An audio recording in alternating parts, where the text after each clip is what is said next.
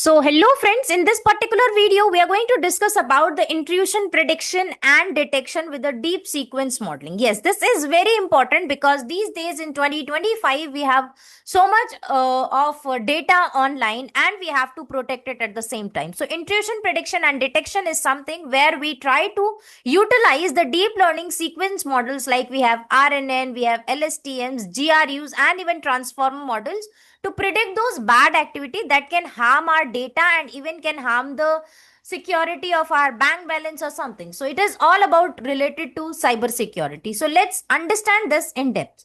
So let's first understand the first term, which is intrusion prediction and intrusion detection. So let's talk about what is intrusion detection.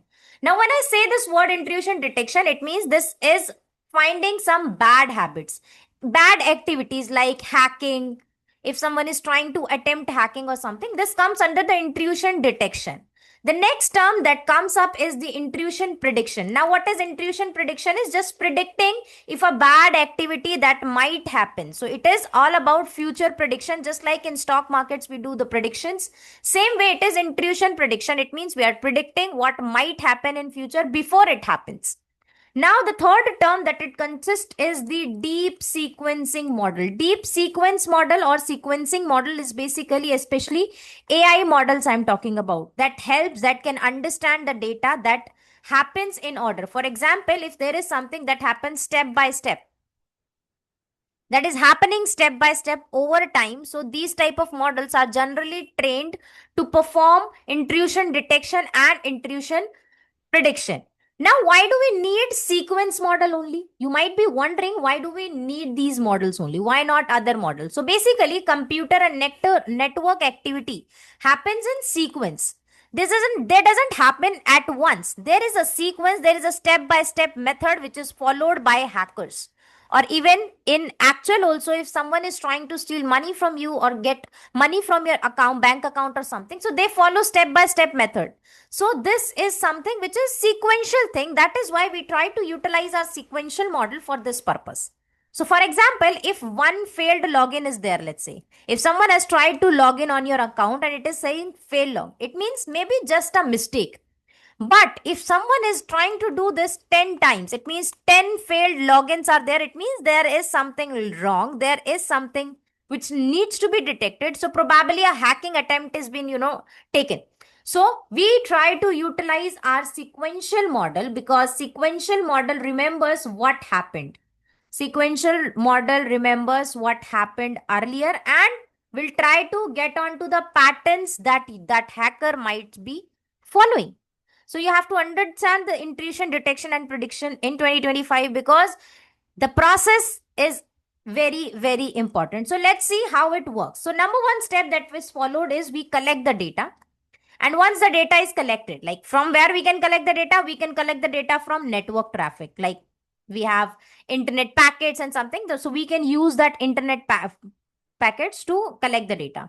The second is system login. Like I need the details of login details and even the file access, that who all are the person who have the access to the file. So first is your task is to collect the data. It can be any type of a data. You can even use the public data as well to do certain training onto the sequence model. The next step number 2 is to clean the data as we generally do in the machine learning model. So we remove the useless data. We pick up the useful detail. Just like for hacking and all, we need IP addresses. IP addresses plays a major role.